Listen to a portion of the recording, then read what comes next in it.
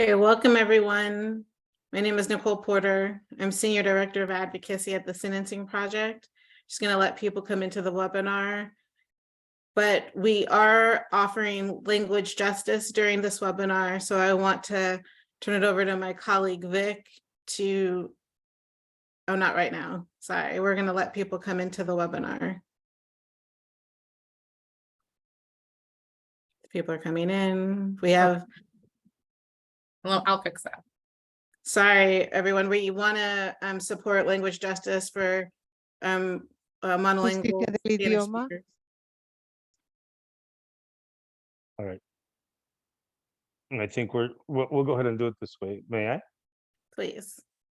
Okay, good afternoon, everybody. Yes, as Nicole mentioned, this is a bilingual space in an effort to continue with language justice. So interpretation is available for English and Spanish.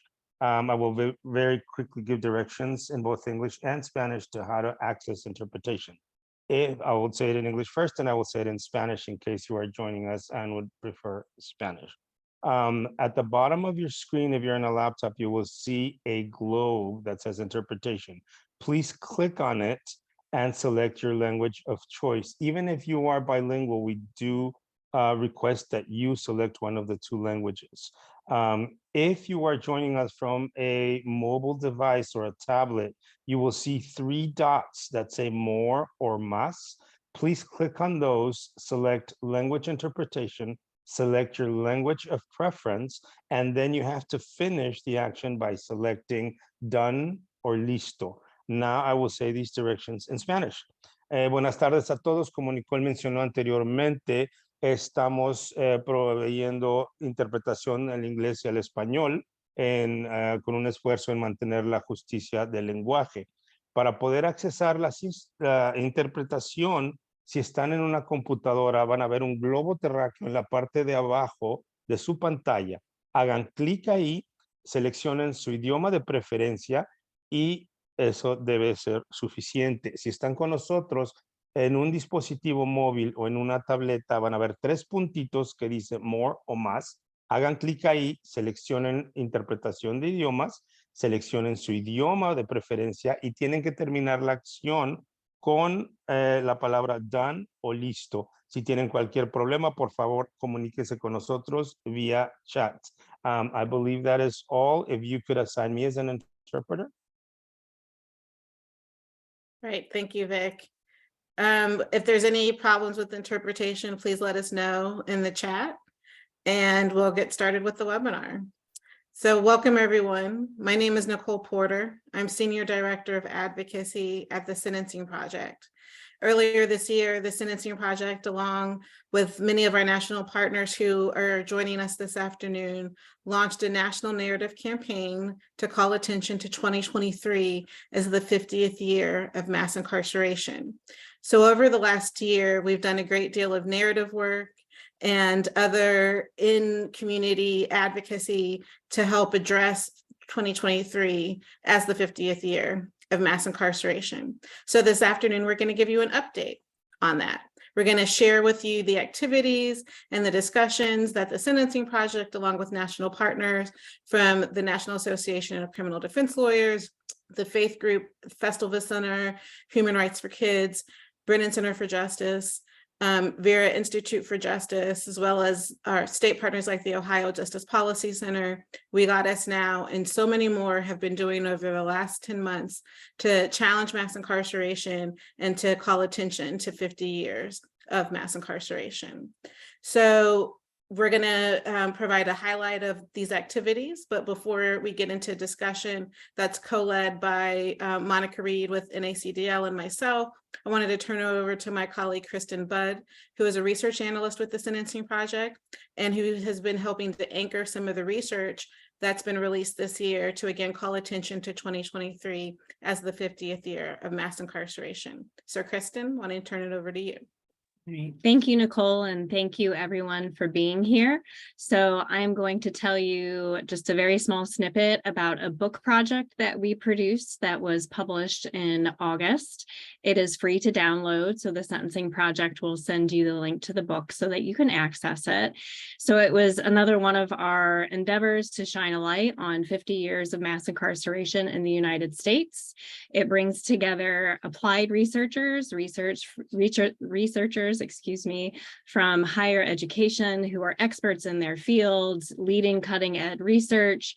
So sociologists, criminal justice, criminologists. So they have come together to write chapters on different topics. We have a wide variety of topics. So things from lifetime sentences, legal financial obligations, education inside and outside of prison, issues associated with parole, housing, reentry, employment, voting rights, so the list goes on. So the one thing that is unique to this book is each chapter is meant to be very solutions oriented, right? So giving everyone who's working on the ground ideas to go out and make change. So things that are very practical, very timely, very applicable. So we hope that it helps you all in the work that you're doing, and we'd love to hear your feedback if you do read some of those chapters. So thank you, and I'll pass it back to Nicole. Thank you so much, Kristen. The book has been shared in the chat. This year's narrative campaign is called 50 Years and a Wake Up.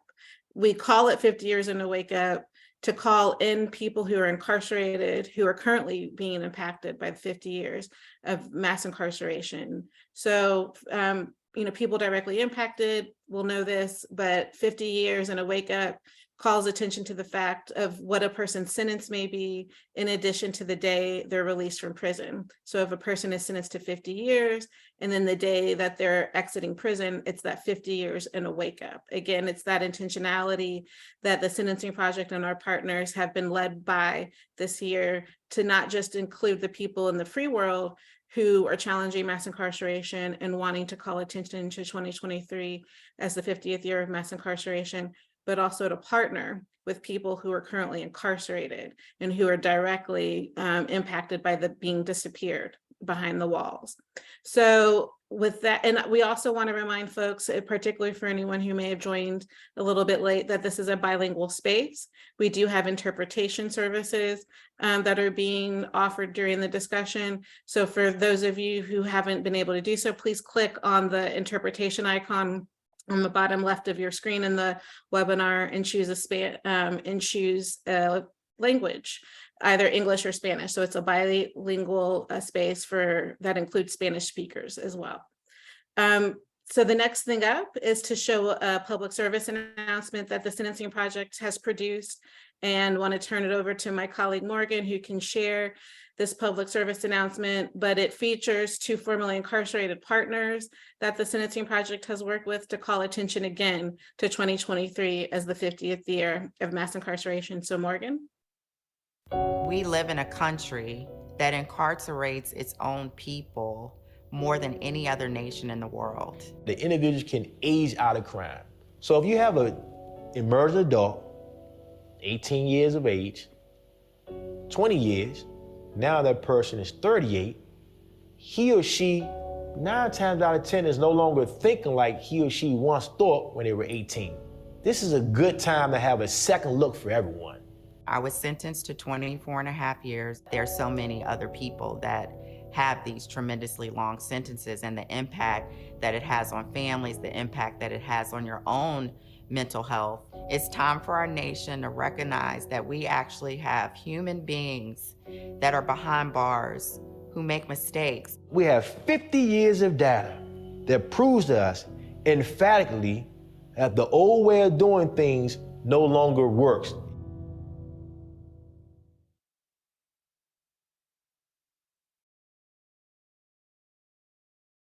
Thank you. So that public service announcement, along with some other videos to highlight the impact of 50 years of mass incarceration, was produced and developed by the Sentencing Project. We will have a plan to release and distribute those PSAs through a nationwide distribution plan. And we'll also share the videos from our website and from our YouTube page and share it so that you all in the audience and other partners who weren't able to join this afternoon can have access to the video links as well. So now I'm going to turn it over to my colleague, Monica, who's the Senior Director of Advocacy with the National Association of Criminal Defense Lawyers, who's going to lead a brief discussion with some of our national partners who's been helping to anchor conversations this year to again challenge 50 years of mass incarceration. I did also want to say that we're going to be challenged a little bit during the next 50 minutes or so, because there is a scheduled national emergency announcement scheduled for 2:20 Eastern. So anyone who's your phone may go off at that time. So just be prepared for that. We are prepared and we knew it was coming, but obviously we were going to go ahead with the discussion, but we just want you all not to be alarmed if an alarm goes off during our conversation this afternoon. But Monica, let me turn it over to you. Thank you, Nicole, and good afternoon. Thank you again for joining for today's webinar. Like Nicole mentioned, my name is Monica Reed, Senior Director of Advocacy at NACDL, and we're really pleased to be joining this conversation and joining our national partners on this public education campaign. Here at NACDL, many of our projects and initiatives push back against the policies that have fueled mass incarceration. We have projects aimed at exposing police misconduct, safeguarding privacy, fighting for the right to trial, and defending public defense and the right to counsel, just to name a few. So we're glad to be participating in this year-long conversation and in today's webinar. Like Nicole mentioned, the first part of today's webinar, we're going to have some of our campaign partners gather for a sort of micro panel discussion to really provide an overview or a sort of temperature check on what's happening and what we've seen so far as it relates to state and federal legislation. And really, as we mark 2023 as the 50th year of mass incarceration, are we on the right track? Or better yet, what track are we on? As we're sort of continuing in our advocacy to see and reform our criminal legal system. Joining us for this first panel is going to be, again, some of our partners in this campaign. We have Eisen, Senior Director of Justice for the Brennan Center for Justice. We have Marta Nelson, Director of Government Strategy for the Vera Institute of Justice. We have Zachary Ruppel, Director of National Policy for JustLeadership USA. And we have Emily Version, Director of Advocacy and Government Relations for Human Rights for Kids. And before I sort of pose our grounding question to our panelists, I just want to sort of highlight a few victories that have happened this year as we sort of start this conversation. We've seen victories in New Mexico and Minnesota as relates to voting rights and individuals who are on parole and probation having their voting rights restored. I think during 2023, lawmakers in at least 15 states, I believe, have introduced bills to expand voting rights for justice impacted individuals. We've seen clean slate policies pass in both New York and Minnesota. New Mexico became the 24th state to end debt-based driver's licenses, and Minnesota passed legislation to ban juvenile life without parole. And of course, Illinois has ended cash bail. And this is just to name a few. There's many more victories that we can sort of highlight from this year. So we have made some headways in areas, but we're also contending with a climate, a certain climate that has made sort of advances a little difficult. We're continuing with a climate that blocked implementation of DC's revised Criminal Code Act, a climate that is targeting citizens to criminalize their efforts to participate in the franchise, a climate that's attempting to roll back efforts to decriminalize possession of small amounts of drugs. And we're continuing with a climate that is sort of severely attacking and trying to underfund public defenders, federal defenders, and CJA panel attorneys. And so we are dealing with some challenges, and I'm going to pose a question to our panelists. And I'm going to give them a really small amount of time to sort of really give us some top line thoughts about this question. So with that panel, I want to, again, if you could take 3 to 4 minutes to really address sort of our overarching question for this conversation.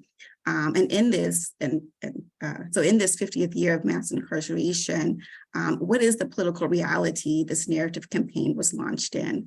And you can talk pulling from examples at both the state and federal level as it relates to the work of your individual organizations, and included if you have any insights on how collaboration across groups at the national level and within states has helped and can help in these efforts to challenge mass incarceration. So again, panel, let's take 3 to 4 minutes each. And I'm going to start it off with LB Eisen with the Brennan Center for Justice. Thank you all so much for joining today. And, it's great to be here talking to all of you about this incredibly important issue. Picking up Monica on how you started this conversation. So we are at all of us who are trying to improve the criminal legal system are doing this amidst this political backdrop where a lot of policymakers and others have been seeking opportunistically to blame criminal justice reform for rising crime. Violent crime did indeed rise at the start of the pandemic, but we've also started to see the crime rate drop significantly. And amidst that backdrop, we've seen some incredibly important work happening in the states. And that's something that we need to, really make sure that we're all highlighting when we're talking about the work that can continue to be done despite some of the, misguided rhetoric that we're seeing in the media. And as you said, we have seen a lot of states make marked progress over the past couple of years, even with some rising crime rates on criminal justice reform. So the Brennan Center for Justice has been very involved in the coalition to ensure that clean slate in New York finally passed the state legislature, and we're all crossing our fingers so that the governor signs that bill any day now. As you mentioned, Illinois, less than a month ago, became the first state in the country to end cash bail. And that's after a bill passed in 2021, and it finally went into effect, just a few weeks ago. We saw New Mexico recently pass 2 laws to reduce. I'll pause for the alert. Right, we knew that was coming. Thank you for your patience.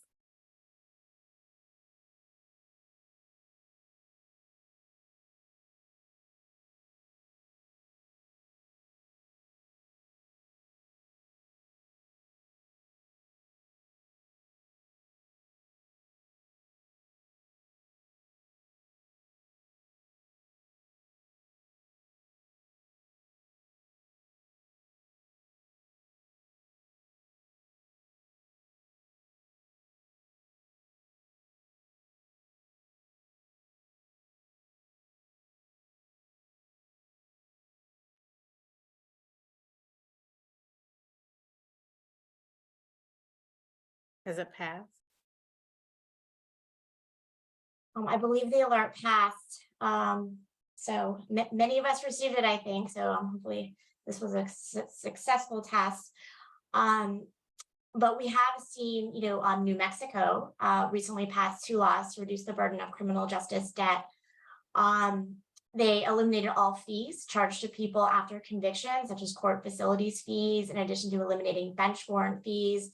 And in March, the governor signed another law ending driver's license suspensions for missed court hearings and overdue fees and fines. In Virginia, the Republican governor is poised to sign a budget bill, which includes a provision putting aside $250,000 to create an office dedicated to inspecting and recommending improvements to state prison conditions, which is a really significant win for so many people in this coalition and other organizations that have been pushing for better oversight of prisons in this country. Connecticut now limits the number of days someone can spend in isolation behind bars. We've even seen Florida pass a law that allows those on probation to reduce their time on supervision if they get a GED, a college degree, or other vocational certificates. And, this is just a small sample of some of the significant reform that has passed at the state level.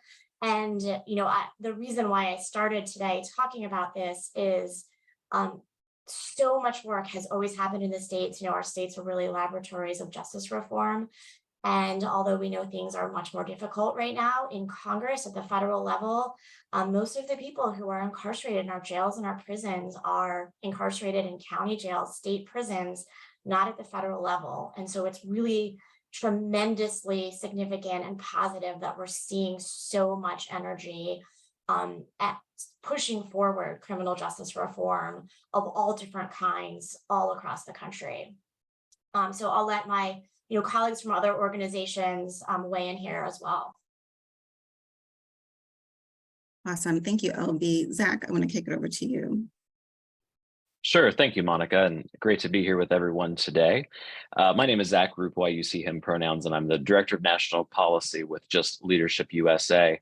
And Just Leadership sits at a really interesting intersection currently. We have leaders in 46, 47 states across the country that we have trained to do the work of moving the needle toward a more equitable criminal legal system.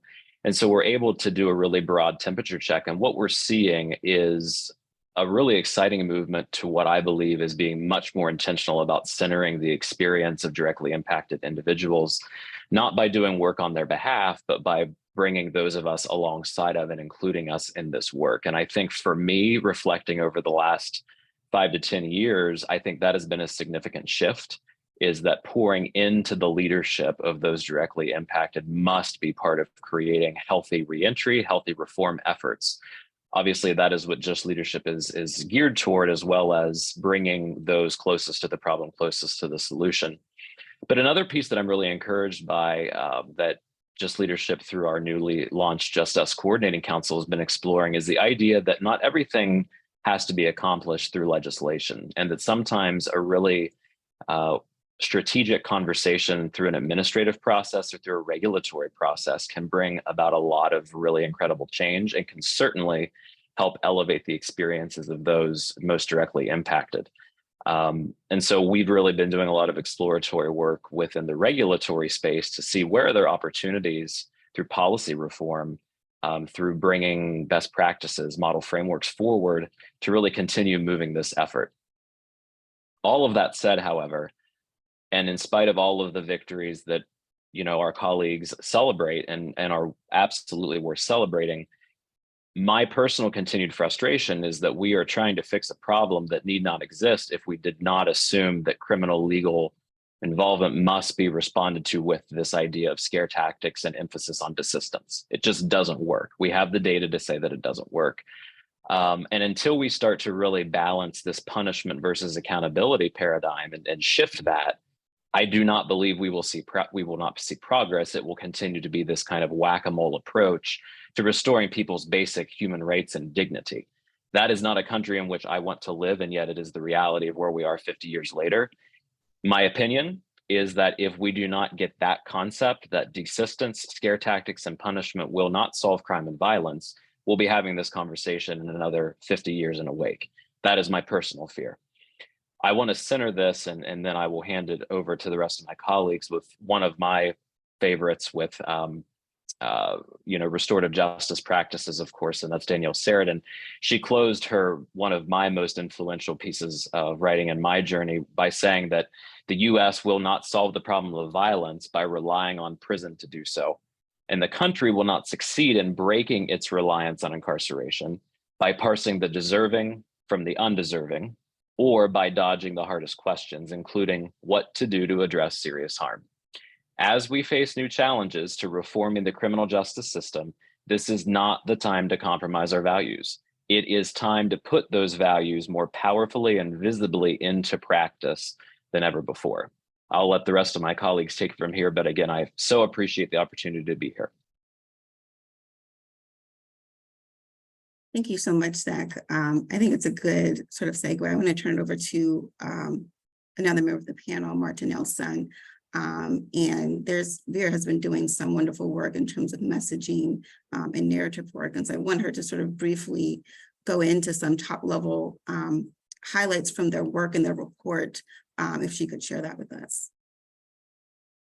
Absolutely. And thank you, Zach. That was a great segue to what I want to do. And I'm going to actually share my screen briefly because I have some polling results just around that very topic that Zach was talking about, which is accountability and punishment. So Vera has been doing some message testing. As we all know, it's a challenging political climate, and we're trying to get sort of at the heart of what is it that there's often a call for more punishment when faced with rising crime or certain violence acts to teach people a lesson or stop crime from occurring. And people need to be held accountable for their actions. So we did some polling testing about what do people actually think about when they use that term accountability, and how does accountability differ from punishment. So what we have here is a poll that was done in June by the polling group Sherry Undum of over 2,000 people, oversampled for various groups. And I can share the full deck with anyone who's interested in. But we found some encouraging some findings. For example, here we have we put the question to voters and gave these two definitions. And the question was, here are more details about two approaches for dealing with crime. Which would you want to see in the US? 62% agreed with this version, the accountability version over punishment. And this is how we defined accountability, using, again, these restorative justice framework. An accountability approach focuses on people taking full responsibility for their behavior. This includes understanding the harm that they've done, making amends, learning from their mistakes, and changing their behavior. Consequences can include incarceration, restitution to victims, community service, participation in treatment and programs, or other responsibilities. The goals are to repair the harm that was caused, learn from mistakes, and change behavior. Versus the punishment approach. A punishment approach focuses on strict sentences and severe penalties for criminal behavior. This includes policies like mandatory minimum sentences and long prison sentences that keep criminals in prison. The goals are to punish those who break the law, to use the strict sentences to deter people from committing crime in the first place, and to keep people who are convicted of crimes in prison away from the community. As you can see, 62% of the polled folks, and these include Republicans and independents, went for that accountability framing over the punishment framing. So you will note that in the list of things that kept people accountable included incarceration.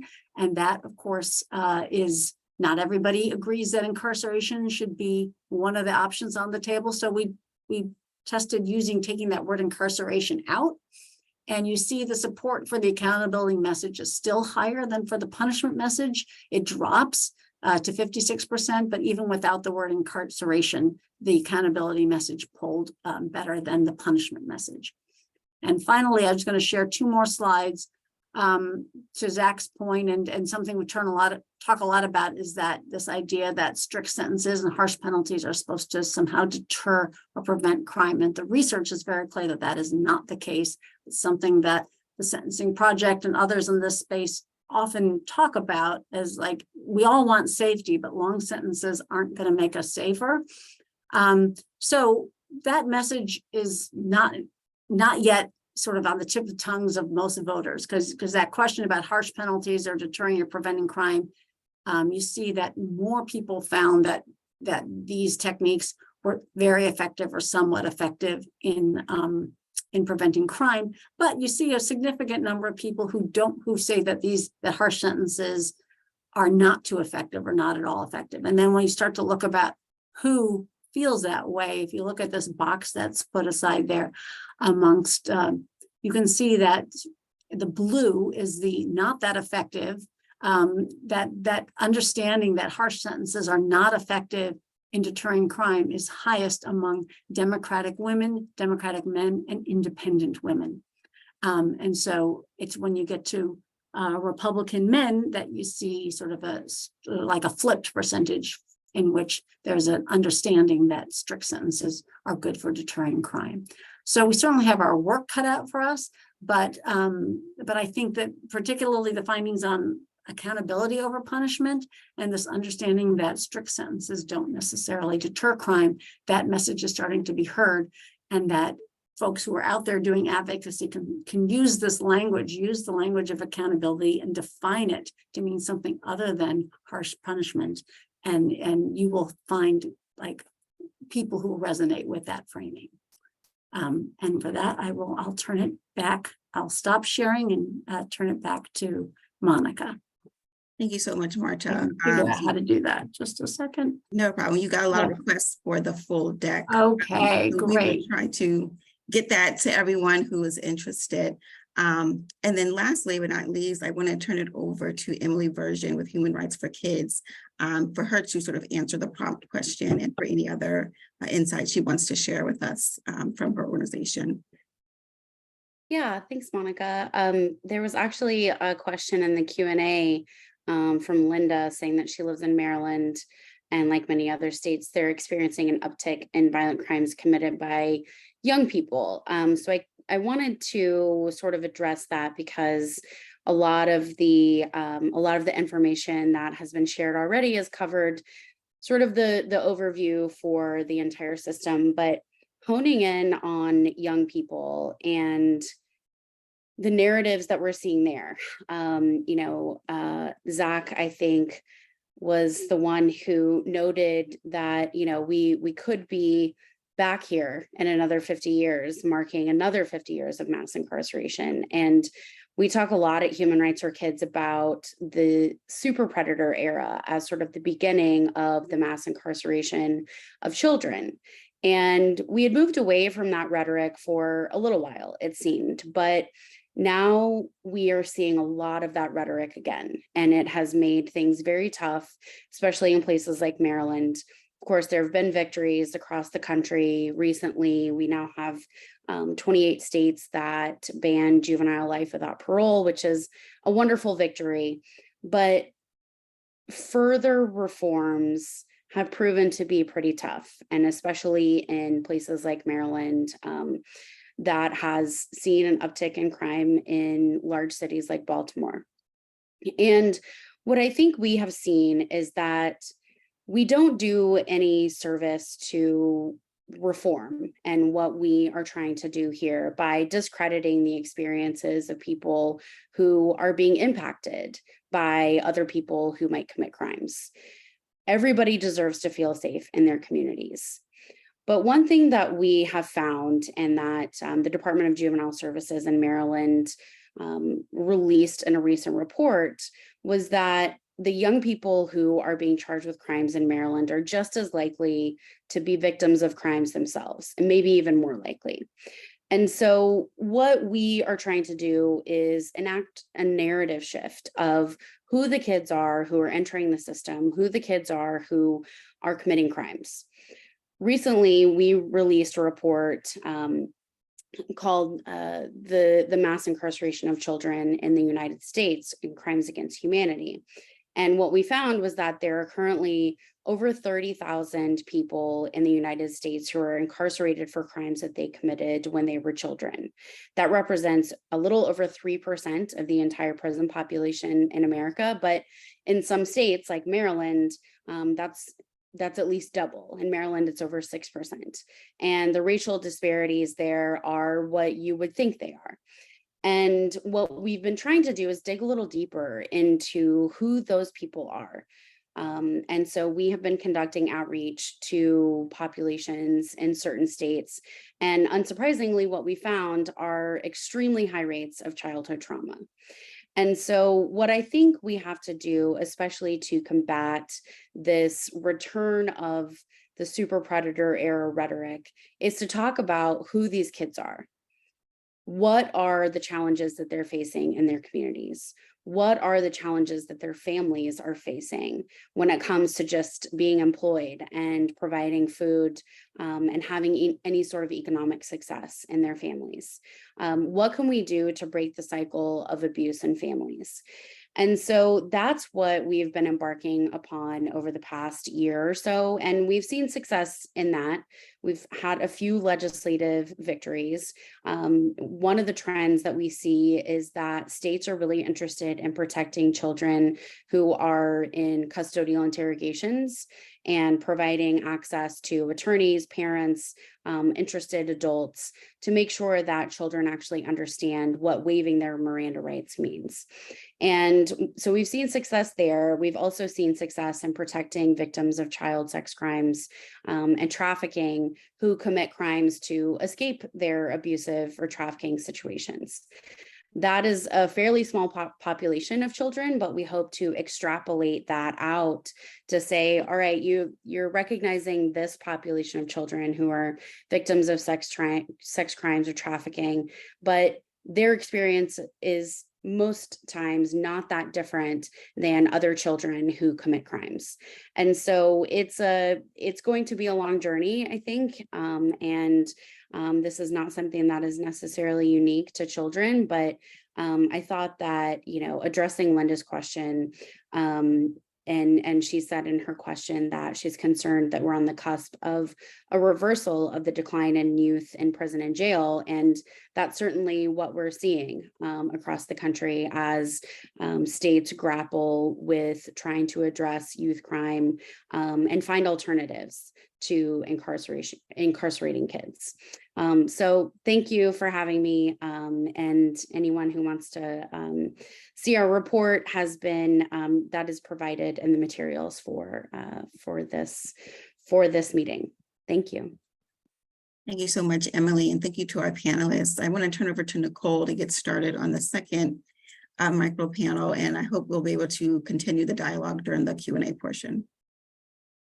Thank you, Monica, and thank you so much to the panelists. Appreciate your comments and your framing and the update in terms of the work being done to challenge mass incarceration, the reforms that have passed or the forward momentum that you all are working on and have observed, and also the challenges as well. Thank you so much for that. So we have another video to share to again sort of highlight the multidimensional work. And I know this person.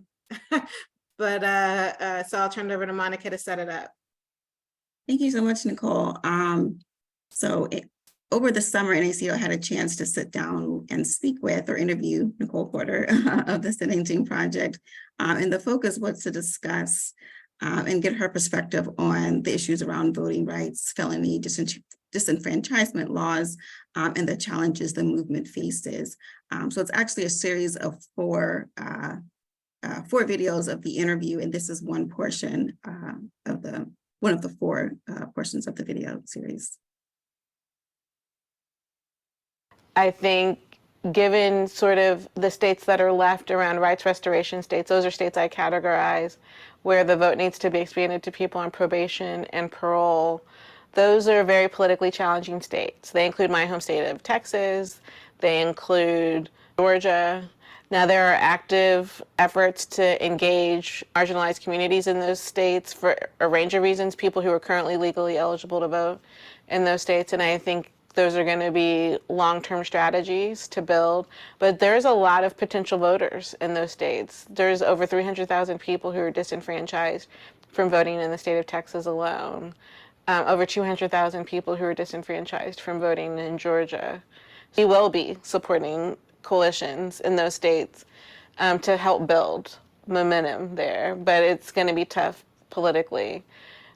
And while we're building in states that it's going to be a long-term strategy, it will also be necessary to support efforts in states like Oregon and Illinois to expand the franchise to end felony disenfranchisement. And there's actually legislative vehicles that have a strong chance of passing in the short term. And my hope is that in ending felony disenfranchisement, guaranteeing the right to vote for people regardless of incarceration status in a place like Oregon, in a place like Illinois, will create that space in the middle so that it's a moderate action to expand voting rights to the people who need it in the community in places like Texas and Georgia.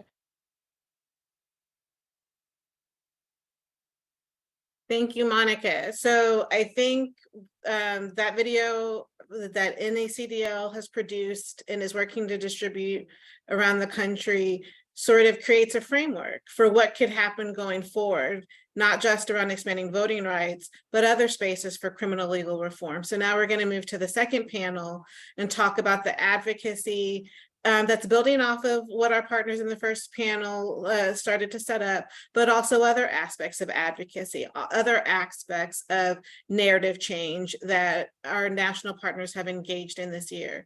So the second panel, micro panel, we're going to welcome Ebony Underwood, founder of We Got Us Now. We're going to welcome LaToya Bell, Deputy Director of the Ohio Justice Policy Center, and Stephanie Shepard, the Director of Advocacy at the Last Prisoner Project, and then also Bill Mefford, the Executive Director at the faith organization, the Festival Center, and going to have a conversation on what does advocacy look like in 2023 in challenging mass incarceration. Given the political environment that we're in, that our colleagues shared in the first panel, the work that's being done, not just on legislative advocacy, but also narrative change with the polling and the messaging that Marta shared, the analysis that Zach shared, given his lived experience and leadership at Just Leadership USA. So Ebony, LaToya, Stephanie, and Bill, I want to turn to you all and ask, what other things have you all been doing? Have we all been partnering on this year to challenge mass incarceration? Ebony, we'll start with you. Thank you so much, Nicole, for inviting me to the space. Thank you all for being here.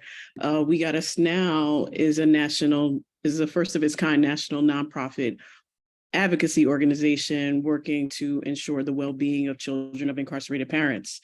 And so we all know that 2023 marks 50 years of the surge of incarceration in America. But what We Got Us Now set out to do in 2023 was release our vision and impact report titled 10 Million Children Inspired, Our Answer to 50 Years of Mass Incarceration and Beyond.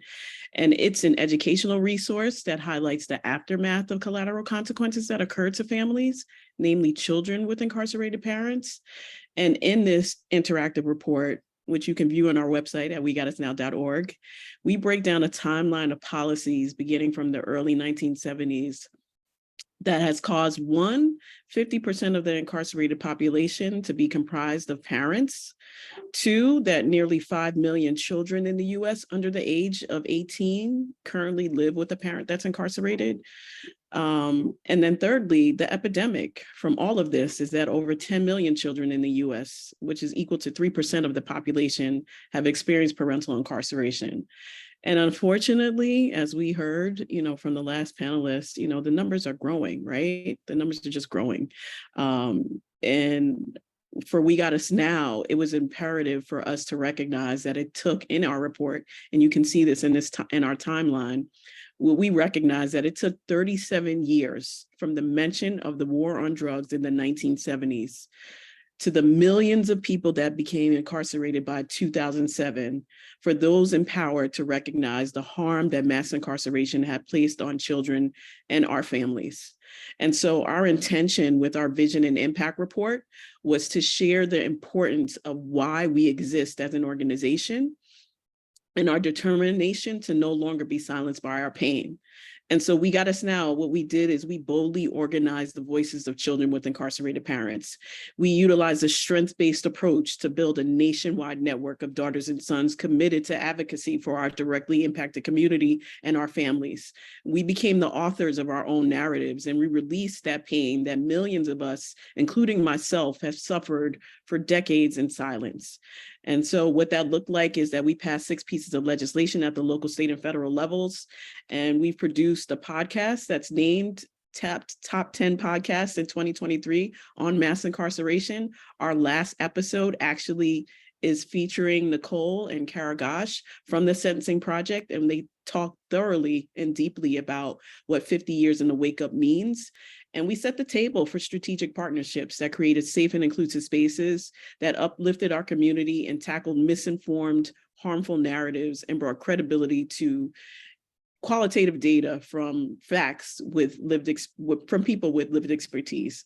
And so our vision in 2023 and beyond is that as long as there are prisons and jails in existence, there must always be an echo chamber of support that ensures that children with incarcerated parents are never forgotten and receive the most just, equitable, and supportive future outcomes.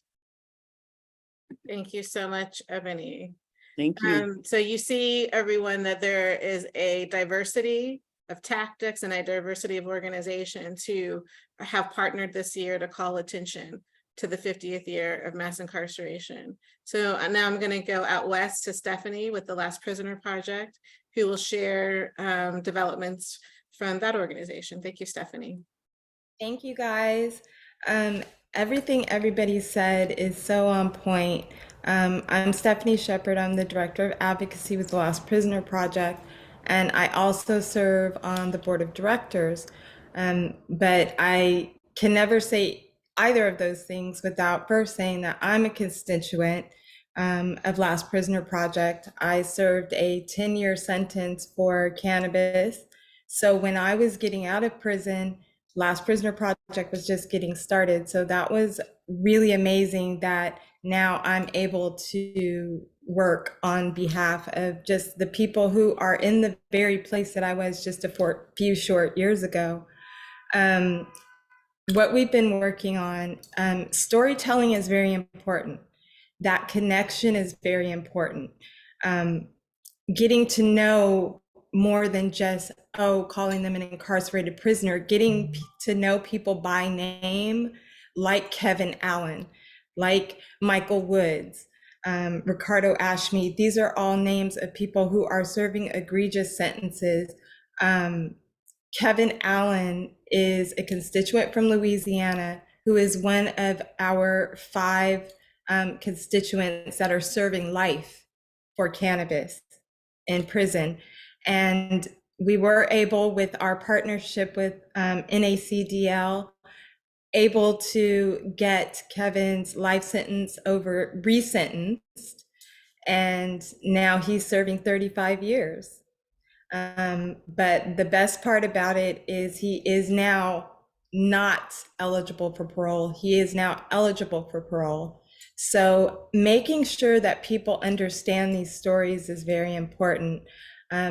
Through our work, we have been able to, while our policy team is working in different states, we do work on the state and federal level. While our policy team is working within those states and that federal level, there are other things that we can do to make this time easier, such as help. We have several impacted people on our staff, and the main thing that we talked about is helping the families, helping the constituents while they're incarcerated. So as of 2023, we have been able to hit our mark of $2.5 million given in direct funding to those impacted and their families. So that's through commissary help and funding, that's through family support, because automatically sometimes the child is left in a single parent home immediately. So helping that parent, helping the children, even if the children are of college age, like Rashida Ashmead, who her father has served 15 of his 22-year sentence, but as we work on his case and try to bring him home early, she's now in her 3rd year of law school in Atlanta.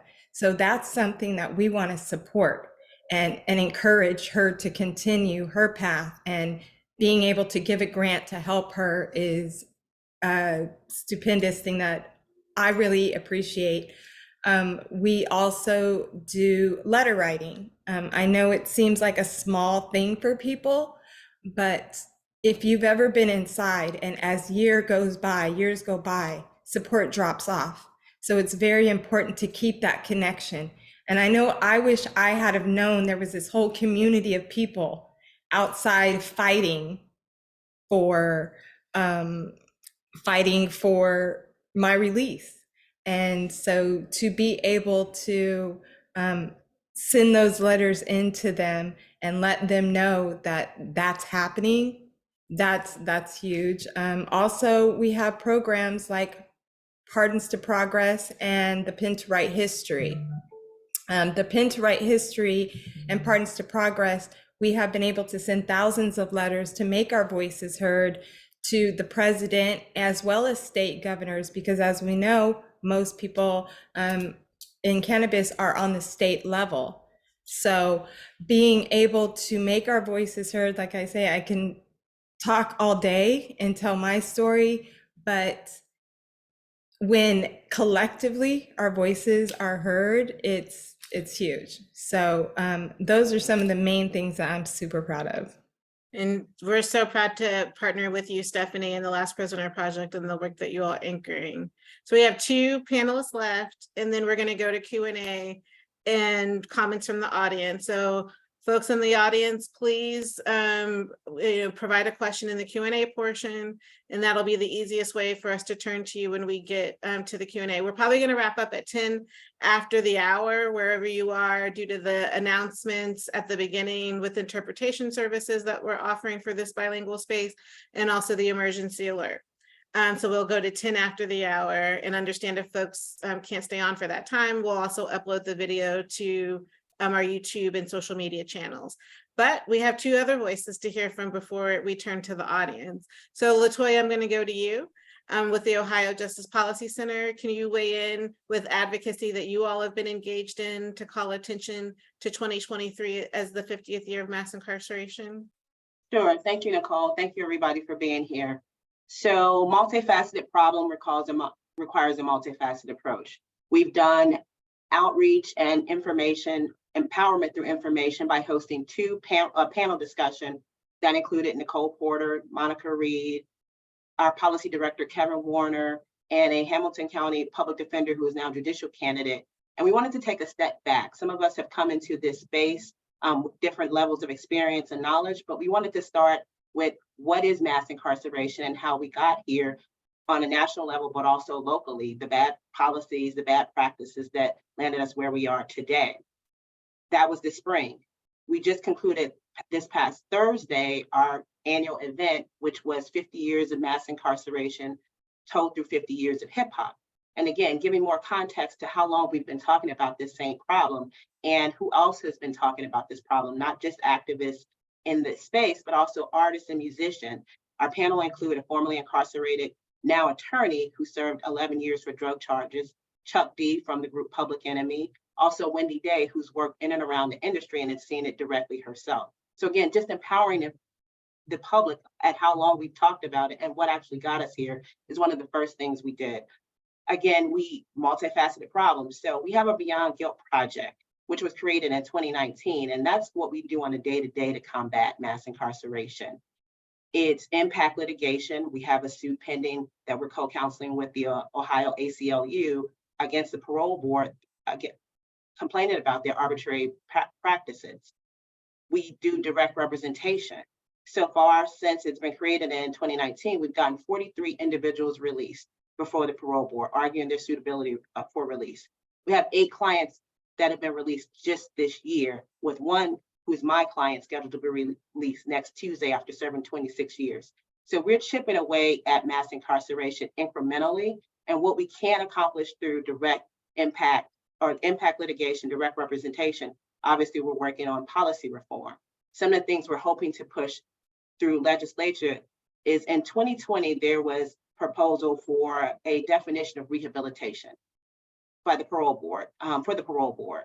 That was tabled because of the pandemic. So we're thinking about lifting that up as proposed legislation because again, the arbitrary practices of the parole board keep people in longer and more people in.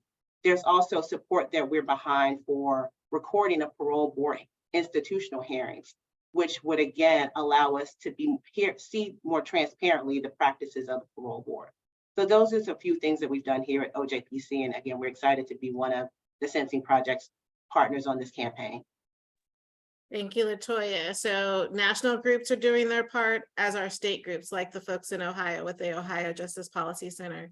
So LaToya, thank you for being here and thank you for your leadership. So Bill, let me go to you. Last but not least, can you share a little bit of the work that you've been doing over the last 10 months to call attention to the 50th year of mass incarceration? Sure, it actually might be least, but I'm happy to be a part of this incredible both panels of experts, just amazed and encouraged by the work of my siblings in this movement. One of the things, we're a faith-based community center. One of the things, if you look historically at the role of faith, faith is both oftentimes the source of some of the most heinous, atrocious events and movements in history, and at the same time, also the source of some of the most purist and justice-oriented movements in history. So what we wanted to do, we pulled together theologians, activists, pastors, and for a study during the season of Lent, we simply asked the pastors and activists and theologians use the passages associated with each week of Lent and to reflect on the status of the criminal justice system today. Without really trying to coordinate, the consensus was that the criminal justice system sucks. To put it in the Greek form of the word, That's it in the New sucks. Testament. That's in the New Testament. Yes, right? yeah. If you look at the root of the word, suckitis is what the Greek word is. So and the important thing, and I love what Marta shared, and I look forward to getting the full deck as well. I think too often our efforts are so constricted by the politics, and we just simply ask, well, what can we get past? Rather than, and what we did was say to the theologians, activists, pastors, and what we're continuing to ask in a series that we call 50 Years of Failure, because there has been failure for 50 years, is to say, what should the criminal justice system look like? And when we talk with pastors, with faith leaders, the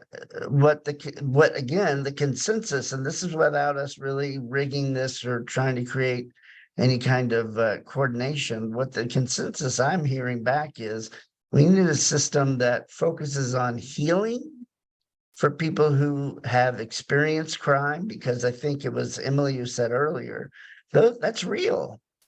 And people of all walks of life have been victimized by crime. We need to focus on healing for the victim and accountability that leads to restoration for those who commit crimes. And I think that is rooted in all of our faiths. It's rooted in a healthy spirituality. And that's what we want. That's what we've been focused on this year, and what we're continuing to focus on is to think aspirationally. We have to act in real time and consider the politics of the moment, but we want to build a system that reflects the aspirations of who we want to be rather than the very basest of our natures, which is where we are right now. Thank you so much, Bill. And thank you everyone for joining us. So we are going to go a little bit past the hour to 10 past the hour. So I want to invite the other panelists who joined earlier to come back on camera so that we can try to answer one or two questions before you wrap up the webinar this afternoon. So what I hope is clear to everyone in the audience and who will watch this later is that the Sentencing Project is joined by national organizations, other research and think tanks, and also faith groups, and also groups in the states as well. So we knew that launching a national campaign could not be the Sentencing Project alone, that it had to be about us in partnership with national, state, and local organizations, groups centering and being led by directly impacted folks, and then also partnering with people who are currently inside as well in a range of ways.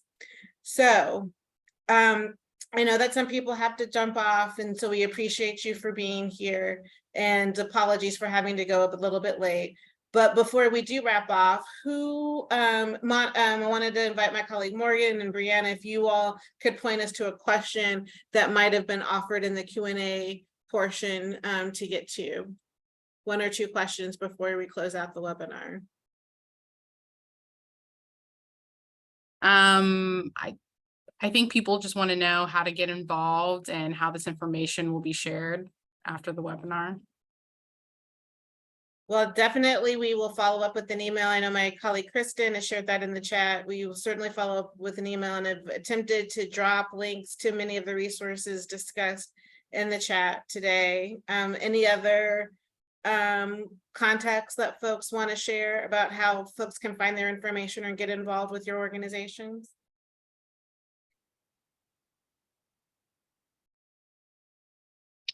Yeah, I'll jump in real quick, Nicole. I would encourage folks, if you've not done so already, to jump on Just Leadership USA's website, jlusa.org, and join our email listserv. We will have upcoming opportunities for individuals that are directly impacted, as well as organizations like everyone here today that support the work, to join in our new national policy table that helps kind of move the needle in this conversation forward around various campaigns, and of course, happy to connect with anyone on an individual basis as well. I'll throw my contact in the chat for everyone. Thank you.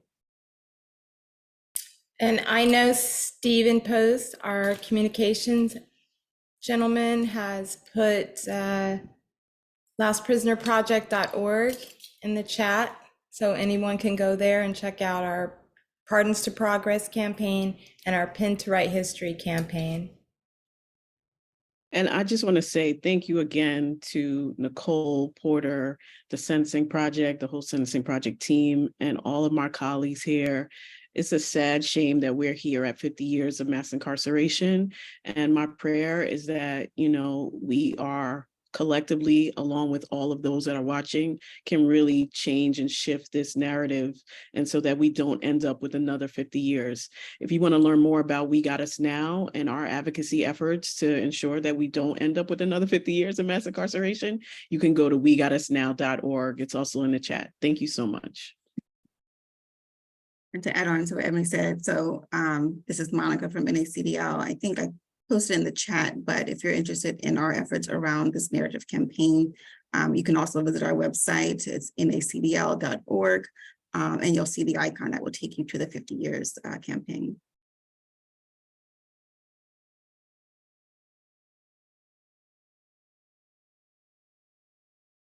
Thank you, everyone.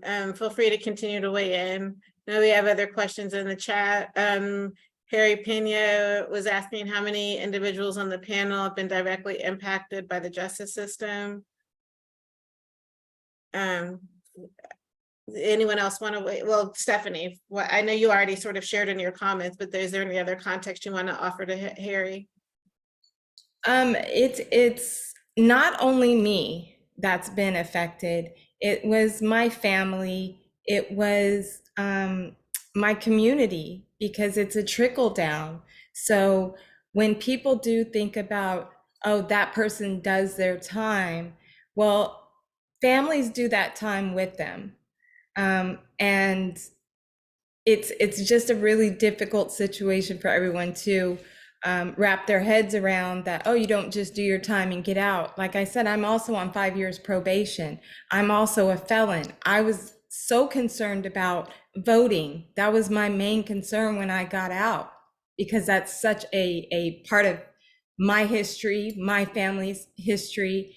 And to not be able to vote, I couldn't even stand it. But luckily I was able to vote.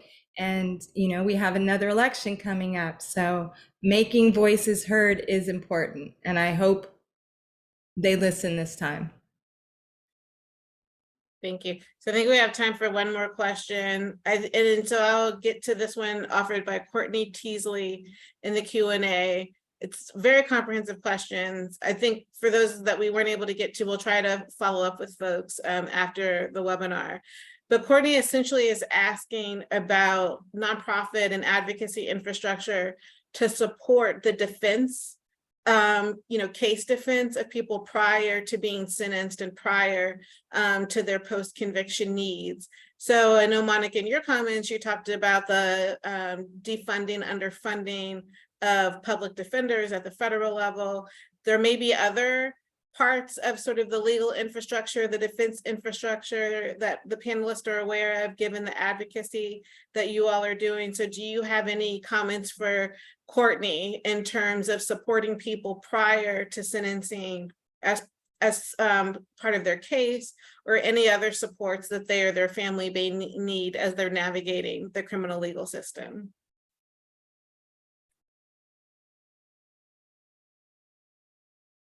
Any thoughts?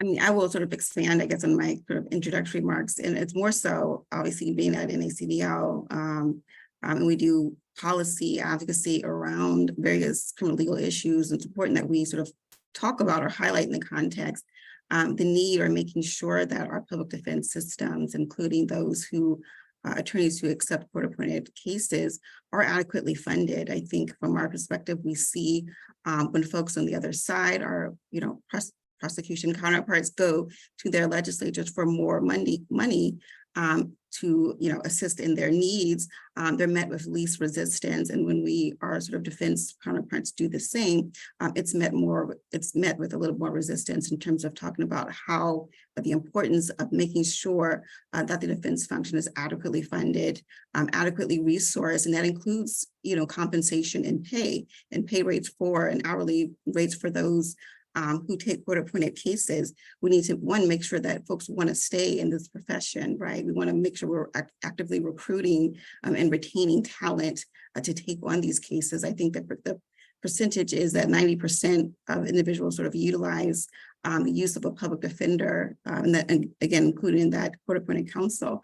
So we need to make sure this part of the system can handle sort of the caseload, and I would say on the reverse to that also, it does speak to the issue of how many, just how much this mass incarceration problem is, and what needs to be done to sort of rectify it. The large cases, it can be done. We are sort of criminalizing too many things and locking up too many people that don't need to be there. And we see that weight and that burden on sort of that defense function when you talk about caseloads and other sort of related issues. So I will offer that on sort of our part in terms of what we're doing and making sure that we're drawing attention to the need for adequately funded and resourced public defense systems. Oh, sorry, LaToya, go ahead. No, just real quick, I wanted to add, we talked a lot about controlling the narrative, and I think, especially when it comes to this tough on crime narrative that's going to be pushed during the election cycle or just in general. And it's impactful and important because the funding for our work can go away if too many people are scared away. And so, I think it's really important to keep that top of mind, that we need to get in front of that, because you will see a shift in funders away from supporting social justice movement and say, well, we have to focus on fighting crime and violence, which again means following people into prison unnecessarily. So just wanted to lift that as it relates to funding and how we do our work, because it's important we do our work and have the means to do it. Yeah, just quickly building on Monica and LaToya's comments, the Brennan Center is going to be publishing a report in January looking at low-level misdemeanor enforcement, mostly in New York City, with recommendations to move away from punitive responses to low-level offenses, and so that report will have a lot of recommendations about how to hold people accountability, but through the community, through community supports, through drop-off centers, through drug treatment. So we're going to be looking at a lot of different ways that we can ensure that fewer people are brought into the misdemeanor sort of low-level enforcement system in New York City. And we're hoping that there are lessons learned and a blueprint for how other cities, counties, states can move in the same direction as well. So we'll certainly let everyone know when that comes out. All right, thank you, LB. Thank you, LaToya. Thank you, Monica. Thank you, everyone. So I think this is a good place to stop. But again, the purpose of this conversation was to provide an update on the work that's happened so far in 2023. We will be following up. We really thank everybody for the engagement in the chat and the comprehensive questions in the Q&A. Apologies for not being able to get to all of them. We wanted to introduce you all to the work of our partners over the last 10 months. And say that we are here with you to continue to partner in challenging mass incarceration in its 50th year and beyond, given the challenges that we are all going to be faced with next year, given the tough on crime rhetoric that Marta's slide deck spoke to, and the other rhetoric that you all are hearing and experiencing on the front lines and the work that you all are doing across the country. So we will, this webinar was recorded. We will make it available for anyone to watch later, to share with your colleagues and your friends. And we are here to continue to partner with you. So please do reach out to us. Please stay in contact, and please let us know how we can partner with you to continue to challenge mass incarceration in its 50th year and beyond. Thank you all so much. Thank you to the interpreters, Vic and Diana. Thank you to the panelists, and thank you to the audience for joining us this afternoon.